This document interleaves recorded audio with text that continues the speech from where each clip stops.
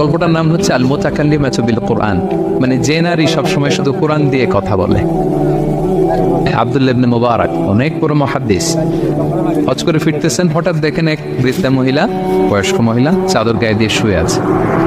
তো এটা অনেক বড় একটা কনভারসেশন, আমি কনভারসেশনটা আপনাদেরকে শোনাই। উনি কাছে গেলেন, যে সালাম দিলেন, আসসালামু আলাইকুম রাহমাতুল্লাহ।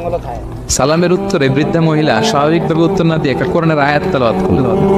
তেলাওয়াত করলেন সালামুন কাওলাম মির রাব্বির রহিম, মানে দয়াময় প্রতিপালক আল্লাহর পক্ষ থেকে তোমার প্রতিও সালাম। এটা একটা কোরআনের আয়াত, কিন্তু এটা দিয়ে উত্তর হয়ে যায় সালামের। কি বলেন?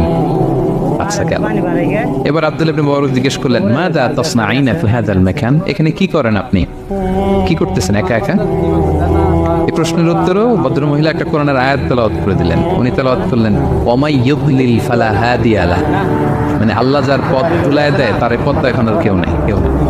মানে বুঝাইতে চাইলেন আমি পথ হারাই ফেলছি। কি বুঝাইতে চাইলেন? পথ হারাই ফেলছি, মানে উনি এমন ভাবে কোরআনের আয়াত চুজ করে যাতে উত্তর হয়ে যায়। তো এবার উনি জিজ্ঞেস করলেন, আইনা তুরিদিন, পথ হারাই ফেলছেন তো বুঝলাম, আয়াত থেকে এটা বোঝা যায়, তো আপনি কোথায় যাচ্ছেন, ডেস্টিনেশন কোথায়? উনি আবার একটা আয়াত তেলাওয়াত করলেন, সুবহানাল্লাযী আসরা বিআবদিহি লাইলাম মিনাল মাসজিদিল হারামি ইলাল মাসজিদিল আকসা।